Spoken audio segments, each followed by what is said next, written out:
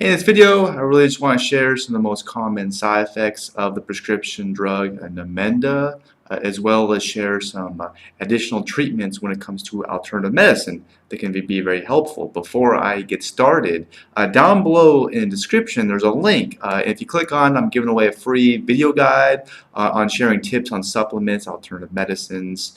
Now, dementia and Alzheimer's are pretty horrible diseases. If you're kind of confused on what the difference is, dementia is really like a broad term that really affects anything that has to do with like thinking, memory skills.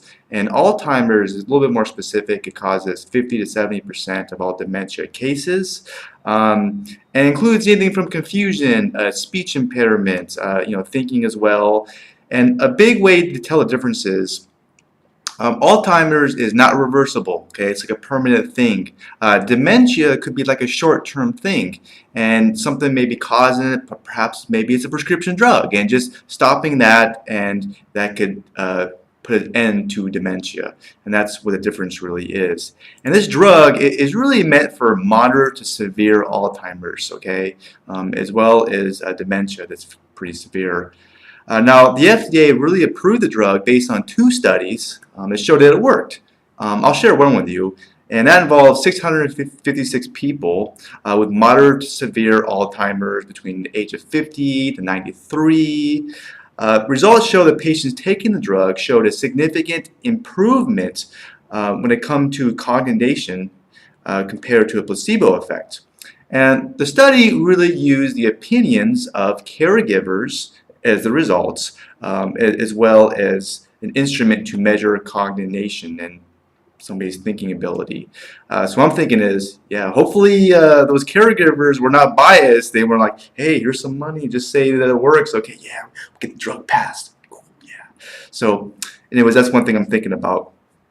Now, one thing which I do think is interesting, though, is there's studies out there that show that it doesn't work when it comes to mild cases of Alzheimer's. A CNN study showed that it's not effective with that, as well as 3 other studies have actually shown that as well. And to me, that's a little bit kind of strange, because if the drug really worked, you'd see that there would be some proof that it worked even in mild cases, even a little bit, and there's not. So that's kind of a red flag. I thought it was pretty interesting.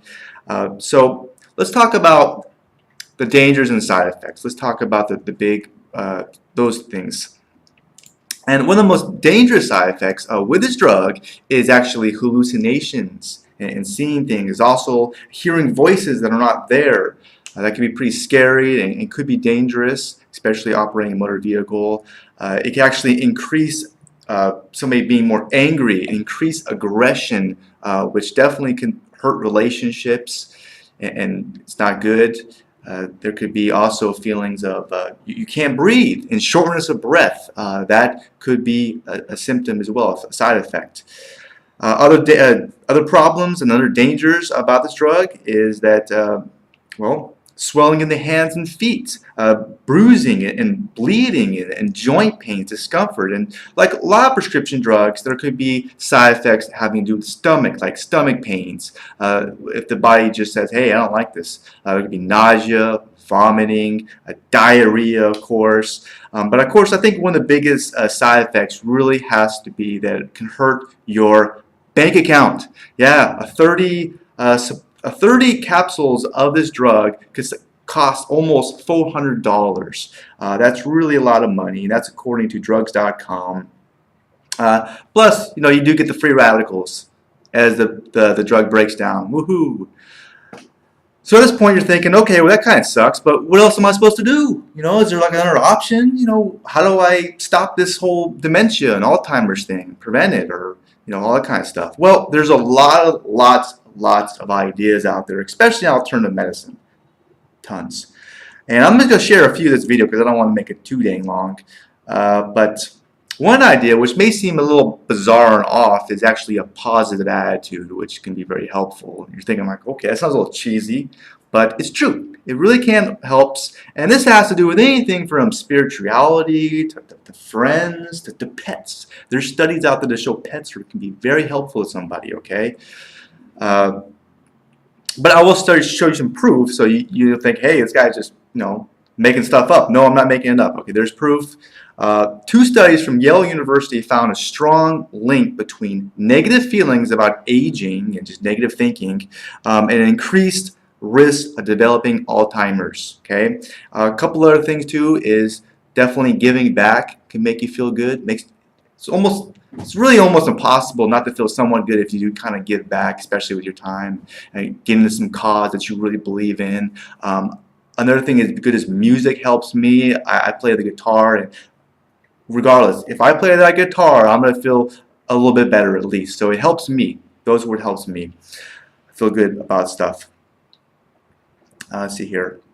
Oh, another idea, which may sound a little bizarre to preventing, Alzheimer's, dementia, stopping that, is actually, cutting back on animal products and proteins. Okay, a 2002 study published in New England Journal of Medicine has shown that people have high homocysteine levels have twice the usual risk of developing Alzheimer's, and those homocysteine levels come from people that eat too many animal products. So it's kind of a bizarre idea, but I want to throw it out there. That's another one. And of course, moving around and exercising can help a lot with Alzheimer's and improving your memory, your thinking, your critical thinking skills. All right, and there's a study out there about it.